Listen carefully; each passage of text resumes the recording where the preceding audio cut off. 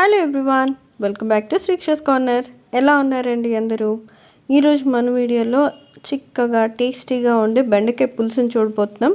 అది కొంచెం కొత్త పద్ధతిలో. సో దాన్ని లేట్ చేయకుండా మనం ఈ వీడియోలో చూద్దాం. చాలా ఈజీగా చేసుకోవచ్చు. మినిమం ఇంగ్రీడియంట్స్ ఉంటే చాలు. ఎప్పుడూ కష్టంగా ఉండే ఇంగ్రీడియంట్స్ కాకుండా ఈసారి సింపుల్గా చేసుకుందాం. ముందుగా ఒక బౌల్ తీసుకుని అందులో మీడియం సైజ్ 2 టమాటాలని కోసి పెట్టుకోవాలి. ఆ తర్వాత అందులో రుచికి సరిపడా కారం, మాకైతే ఈ కారం తక్కువగా ఉంటుంది అందుకే 2 స్పూన్లు వేసాను. ఆ తర్వాత 1.5 స్పూన్ ఉప్పు, ఇవి 2 వేసుకుని బాగా రసం వచ్చేంత వరకు కూడా ఈ టమాటా ముక్కల్ని పిసుకాలి. ఇవి బాగా మెత్తగా అవ్వాలండి. అప్పుడు ఇందులో నుంచి మనం వేసిన ఉప్పు కారం ఇవన్నీ కలిసి ఒక మంచి రసంలాగా అవుతుంది. చూడండి, కింద రసం వచ్చింది కదా.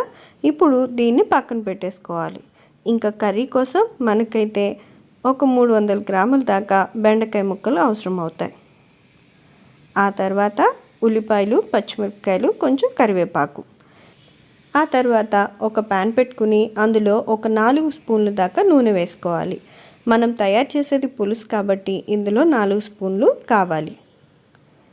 ఇలా ఒక 4 స్పూన్లు నూనె తీసుకున్న తర్వాత కొంచెం వేడైన తర్వాత అందులో ఒక 1/2 స్పూన్ మెంతులు, అలాగే ఒక 1/2 స్పూన్ ఆవాలు, ఇంకొక 1/2 స్పూన్ జీలకర్ర ఇవన్నీ వేసుకోవాలి. ఇవి కొంచెం చిట్పట్లాడిన తర్వాత అందులో కరివేపాకు వేసుకోవాలి. ఈ కరివేపాకు కూడా కొంచెం వేగిన తర్వాత అందులో మనం కోసి పెట్టుకున్న ఉల్లిపాయలు అలాగే పచ్చిమిరపకాయలని వేసేసుకోవాలి.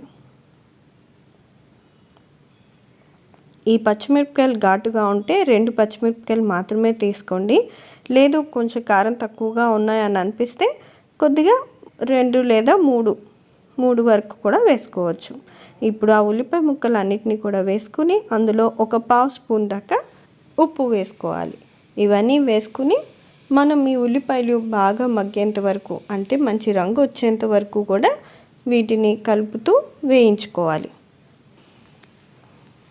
ఇక్కడ మనకు ఉల్లిపాయ ముక్కలన్నీ వేగిపోయాయి కదా.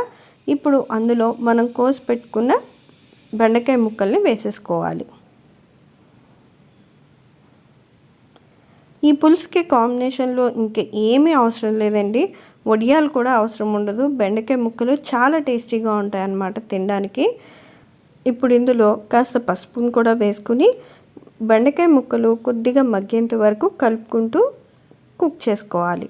ఈ బెండకాయ ముక్కలు ఒక 50% కుక్ అవుతాయి, లేదా 30% కుక్ అయినా సరిపోతుంది.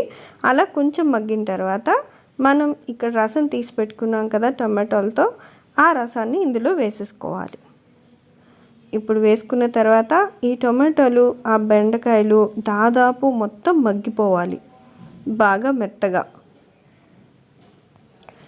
ఇలా ఒక 8 నుంచి 10 నిమిషాల వరకు ఈ బెండకాయలు టమాటాలని మగ్గించాలి.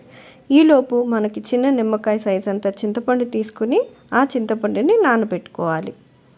ఇప్పుడు చూడండి, మన టమాటాలన్నీ కూడా బాగా మగ్గిపోయాయి, బెండకాయలు కూడా రంగు మారాయి. ఇప్పుడు మనం నానబెట్టుకున్న చింతపండు రసాన్ని ఇందులో వేసేసుకోవాలి.